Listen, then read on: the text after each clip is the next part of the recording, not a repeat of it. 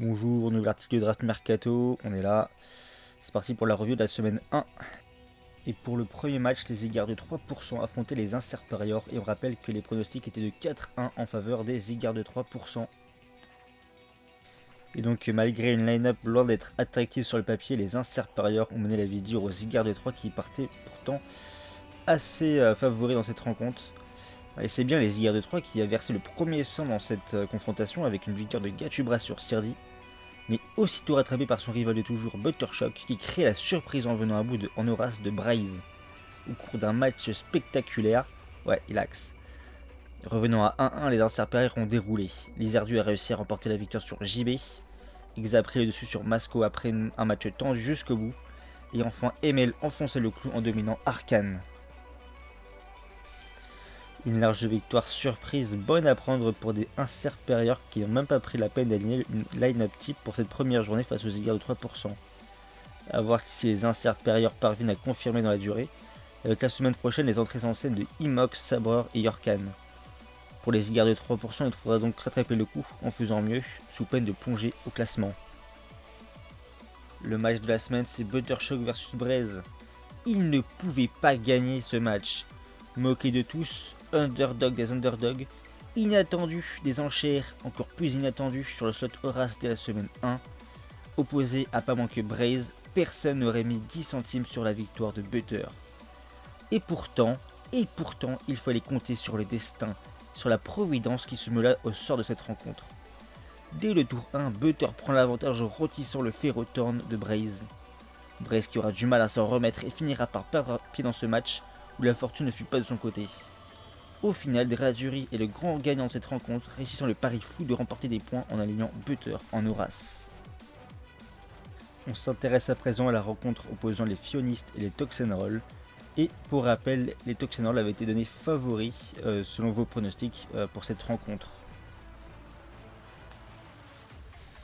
Pour cette première rencontre, le capitaine des Fionistes a décidé de ménager ses forces en alignant 2 cadres du format au côté de 2 rookies face aux Toxenroll. Une rencontre qui tourna rapidement à l'avantage des seconds avec la nette victoire de Bazanino sur l'un des maîtres à jouer des Fionistes, Tenchiata. Un avantage déjà décisif creusé par la victoire tranquille de Wait 2 Seconds sur Shiftry. Steerpike retardera la sentence en triomphant de Nihilek dans le grand choc de la semaine, mais ce ne fut que partie remise et le capitaine Axel prendra ses responsabilités en récupérant le point de la victoire en gagnant un match très disputé contre Lucas. Le dernier match verra Lulu échouer contre Marty. Une victoire importante pour les Toxenroll contre un autre favori aux places qualificatives, qui leur permet de partir d'un très bon pied pour la suite, pendant que les Fionistes commencent sur un couac mais expérimentent des configurations pour la suite de la compétition.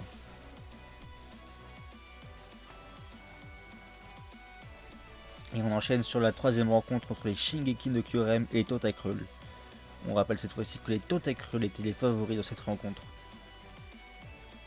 En ouverture de cette Draft League, nous avions du melon en guise d'entrée, avec l'affrontement de Jake Gaster et de Thomas 888.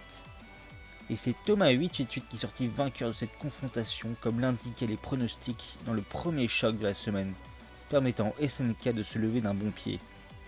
Xelta, le capitaine des Tentacruel, se chargea de ramener les équipes à égalité en triomphant sans suite de Drizikri. Le denier se battit jusqu'au bout contre Gelbelec, mais échoua près du but, tandis que Drafeu, dominateur, s'essouffla devant la ligne d'arrivée face à Lou. Les deux équipes étant donc collées au score, tout allait se jouer dans la confrontation en sous-tiers, opposant champion le plus nul à Bou. Champion échoua à déjouer les pronostics et à ramener la victoire à son équipe en perdant ce match. Une rencontre qui tombe donc dans les mains des Tentacruel qui évitent une dangereuse peau de banane sur leur route vers les PO. De l'autre côté, les SNK ont perdu la confrontation, mais ont montré qu'ils avaient les armes pour aller chercher n'importe qui. Le match de la semaine, Drafeu contre Lou. Ultra dominateur en première période, Drafeu va totalement se décomposer dans les arrêts de jeu. Se fera coiffer au poteau par un Lou revenant de nulle part pour arracher une victoire décisive pour les Tentacruel. Bref, c'est tout pour la première semaine qui se conclut par le triomphe des Inserperior, des Toxenroll et des Tentacruel qui se partagent la première place, tandis que les Shingeki no Kyurem, les Fionistes et les Zigguars de 3 trustent les dernières positions. Mais on est encore semaine 1, tout peut encore se jouer. Les supérieurs peuvent encore se casser la gueule. Tout peut arriver. Bon, il est présent temps de s'intéresser au match que la deuxième semaine de FPD nous réserve. Et tout de suite le match entre les SNK et les Tentacruel. Féo, le capitaine des SNK, est enfin de sortie et affrontera Wait 2 Seconds pour le match SS. Wait 2 Seconds a déjà fait une bonne impression en semaine 1 en terrassant Shift Tree. Mais cette fois-ci, ce n'est pas un débutant qui l'aura face à lui, mais le redoutable expérimenté Féo, qui est loin d'être à sa première draft league. Wait 2 Seconds se débrouillera-t-il aussi bien face à un adversaire rodé? Pas vraiment selon vous, c'est bel et bien Féo qui part favori de cette rencontre. Ensuite on a Marty contre Thomas 888 en SM, et c'est une rencontre très intéressante entre deux joueurs de premier plan. Tous deux ont triomphé de leur premier match et on a le droit de s'attendre à un match de très grande qualité ici. C'est selon vous cependant le second qui vous convainc le plus et qui part donc favori de cette confrontation. Yovan 3-3-3-2-1 qui fait son retour en Team Tour Draft League avec la FPD, comme vous pouvez s'attendre sur le slot Horace. Lui qui sort d'un UMD satisfaisant sera donc confronté à Bazanino. Un Bazanino qui sort d'une prestation très convaincante la semaine dernière où il avait fumé Tenchiata en Horace par 6-0. Une victoire de rang qui en fait donc le favori de cette rencontre à ne pas manquer. Le capitaine des Toxenroll, Axel contre la vedette des SNK, Gelbelec. Une rencontre qui sera probablement décisive cette semaine. Tous deux ont remporté leur premier match et sont donc sur leur lancée. Axel a des arguments à faire valoir dans cette rencontre, mais comme on l'a dit, il est difficile de désigner quelqu'un d'autre que Gelbelec comme favori dans une rencontre de Draft League. Et logiquement, c'est pour ce dernier que vous avez voté favori. Après avoir affronté Boo la première semaine, Champion est cette fois-ci opposé à Nailek. Un pairing compliqué pour ce dernier qui tourne de Karim dans Scylla. Les deux joueurs ont perdu leur première confrontation et attendent de rebondir avec cette rencontre. Dans ce match, c'est bien Nailek qui part favori, dans l'attente de victoire pour rentabiliser son prix de 30K. Malgré leur défaite de la semaine dernière, les Shingeki no Kyurem partent favoris grâce à leurs 3 joueurs vedettes qui semblent durs à aller chercher pour les Toxenroll. Bien sûr, rien n'est joué d'avance et chacun a les armes pour faire valoir dans cette confrontation, et une seule victoire pourrait faire balancer la balance d'un côté ou de l'autre.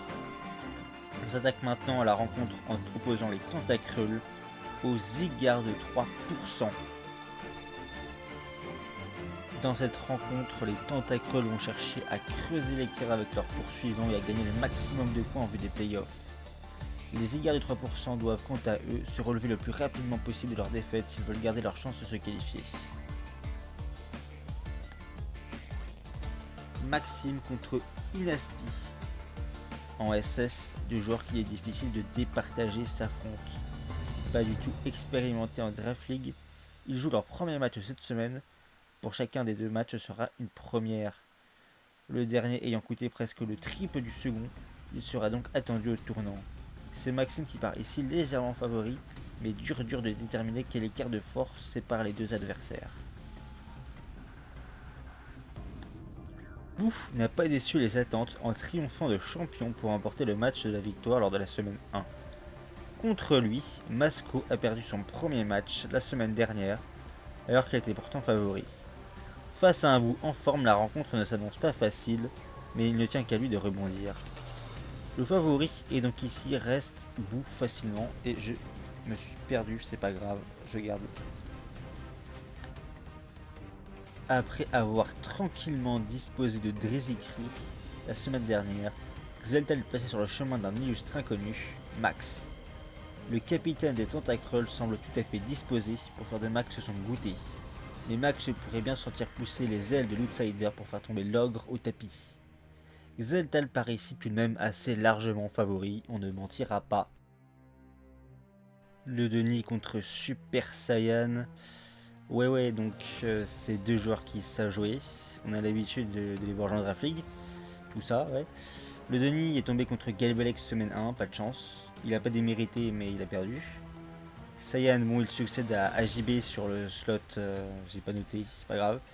Qui avait lui-même perdu contre Lizard de la semaine dernière. On lui souhaite plus de succès.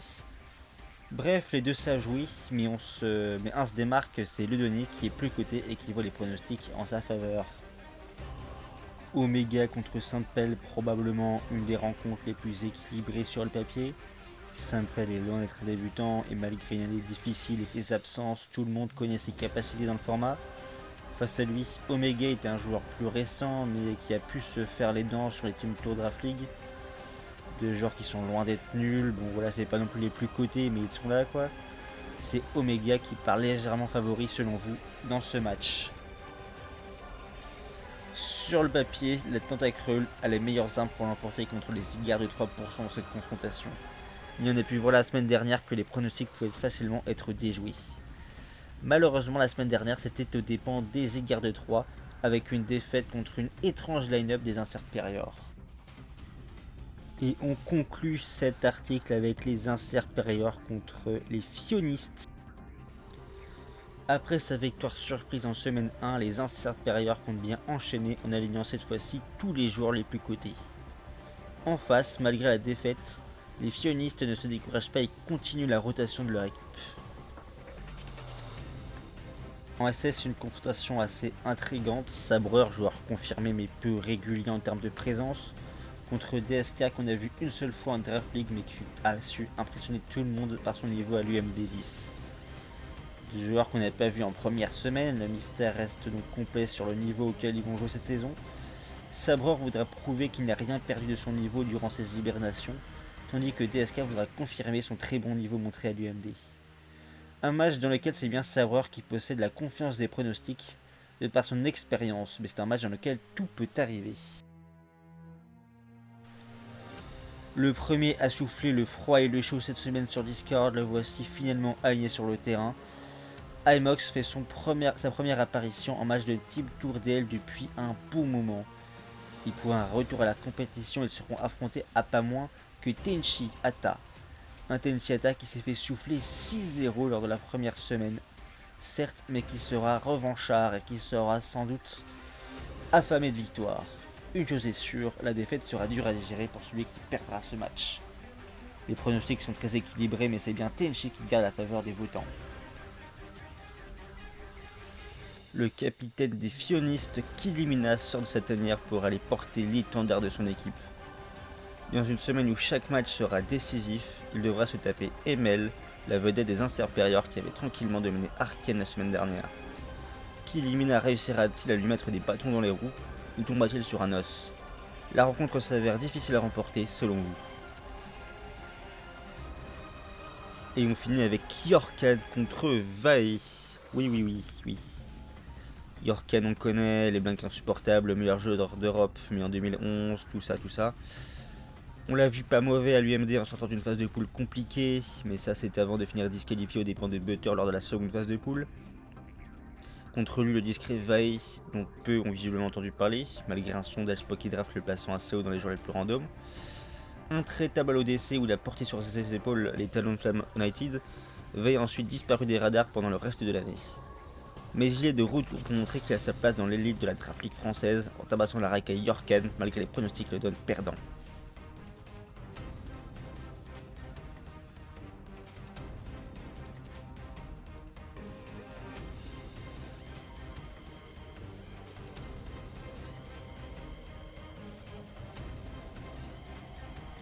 Sur le papier donc, les Inserperiors partent favoris sur la line-up alignée par les Fionistes, mais la rencontre s'avère très disputée avec de nombreuses interrogations sur des rencontres clés. La victoire est très importante pour les deux équipes à ce stade de la compétition et la défaite est à éviter à tout prix.